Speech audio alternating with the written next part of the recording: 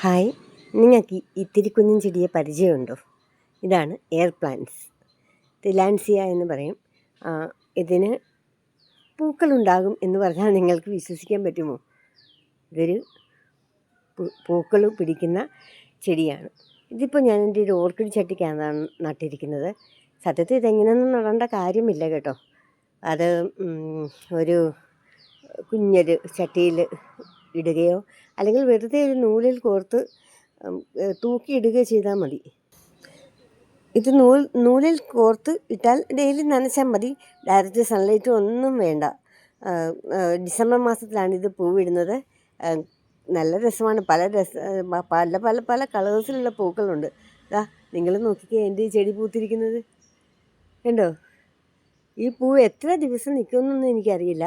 ഞാൻ ഇന്ന് രാവിലെയാണ് ഈ പൂ കാണുന്നത് തന്നെ. ഞാൻ ഇന്നലെയൊക്കെ എൻ്റെ ചുവട്ടി വന്നതാണ്, പക്ഷേ എൻ്റെ ഈ മൊട്ട് കണ്ണിൽ പെട്ടില്ല കേട്ടോ സത്യത്തിൽ.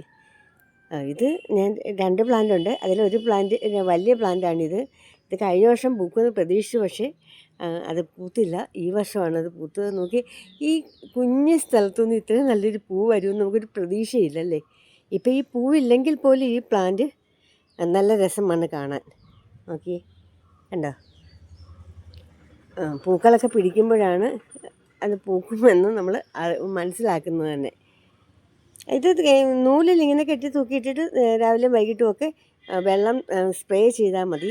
പ്രത്യേകിച്ച് വളമൊന്നും കൊടുക്കേണ്ട കാര്യമൊന്നുമില്ല. പക്ഷേ ഇത് ഞാൻ എൻ്റെ ഓർക്കിഡ് ചട്ടിയിൽ വെച്ചിരിക്കുന്നത് കൊണ്ട് അത് നമ്മൾ ഓർക്കിഡിന് കൊടുക്കുന്ന വളങ്ങളൊക്കെ അതിന് കിട്ടാറുണ്ട്.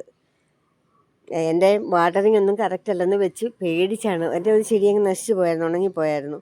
അപ്പോൾ അതുകൊണ്ടാണ് ഞാൻ ഇതിനെ എടുത്ത് ഓർക്കിഡ് ചട്ടിക്കകത്ത് വെച്ചത്. ഇത് നല്ല രസമുള്ള ഒരു പ്ലാന്റാണ്. നോക്കിക്കോ കൂട്ടുകാരെ, നിങ്ങൾക്ക് ഇഷ്ടപ്പെട്ടോ എൻ്റെ ഈ എയർ പ്ലാന്റിനെ?